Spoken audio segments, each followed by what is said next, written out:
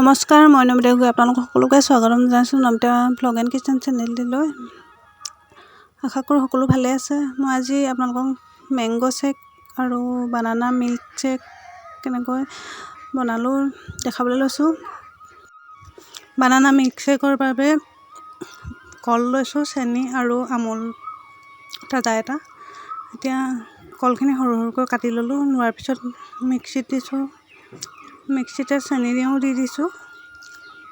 তাৰপিছত এতিয়া এই আমুল গাখীৰ পেকেটটো দি দিছোঁ ইয়াত।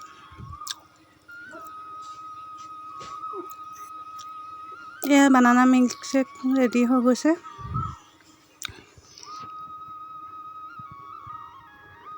আপোনালোকে এনেকৈ খাইছেনে জনাবচোন। আৰু এটা দেখাবলৈ লৈছোঁ এতিয়া মেংগ' শ্বেক। ইয়াত পকা আম লৈছোঁ সৰু সৰুকৈ কাটি।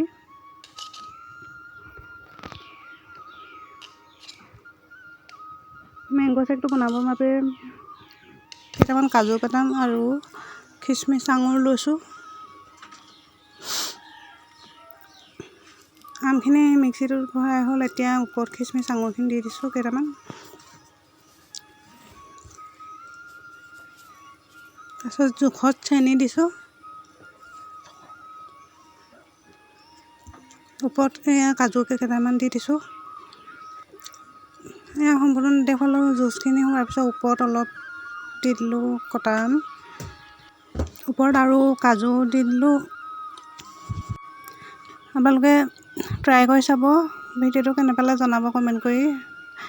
ধন্যবাদ জনালোঁ সকলোকে। আজিলৈ ইমানতে সামৰণি মাৰিছোঁ।